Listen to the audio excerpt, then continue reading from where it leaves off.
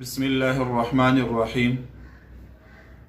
अगर कोई किसी के यहाँ जाता है तो इस्लामी तरीक़ा और इस्लामी आदाब ये है कि वो 3 मरतबा इजाज़त मांगे, और अगर उन्होंने इजाज़त दे दी तो ये चला जाए, और अगर उन्होंने इजाज़त नहीं दी तो ये वापस चला जाए। चुनांचे हज़रत अबू सईद खुदरी रज़ियल्लाहु ताला अन्हु फरमाते हैं कि अबू मूसा अशअरी रज़ियल्लाहु ताला अन्हु एक मरतबा हमारे पास तशरीफ़ लाए और कहा कि एक मरतबा अमीरुल मोमिनीन हज़रत उमर रज़ियल्लाहु ताला अन्हु ने मुझे किसी काम से बुलाया था। मैं जब दरवाज़े पर पहुंचा फ़सल्लम तो सलासन, मैंने 3 मरतबा सलाम किया, लेकिन मेरे सलाम का किसी ने कोई जवाब नहीं दिया। फ़रजा, तो मैं लौट आया वापस। बाद में जब इन दोनों हज़रात की मुलाकात हुई तो हज़रत उमर रज़ियल्लाहु ताला अन्हु ने पूछा अबू मूसा अशअरी रज़ियल्लाहु ताला अन्हु से कि किस चीज़ ने आपको मेरे पास आने से रोका था, यानी आप मेरे पास क्यों नहीं आए।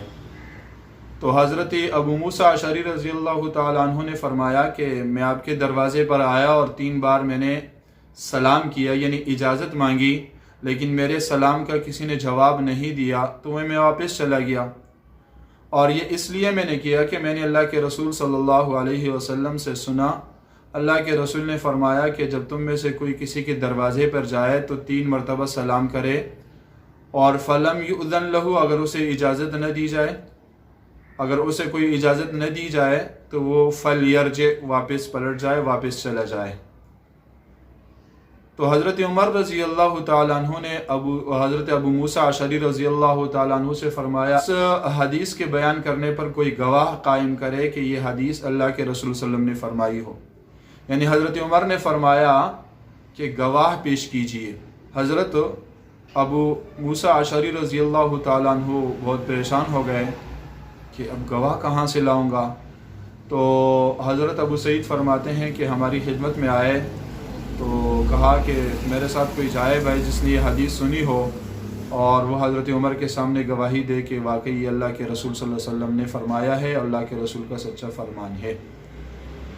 और बाज़ी रिवायत में ये आता है कि हज़रत अबू मूसा अशअरी रज़ियल्लाहु ताला अन्हु परेशानी के आलम में सहाबा की मजलिस में पहुँचे और फरमाया कि भाइयों मेरी मदद करो, भाई अगर किसी ने यह हदीस सुनी हो तो मेरे साथ चला जाए और वहाँ गवाही दे दे।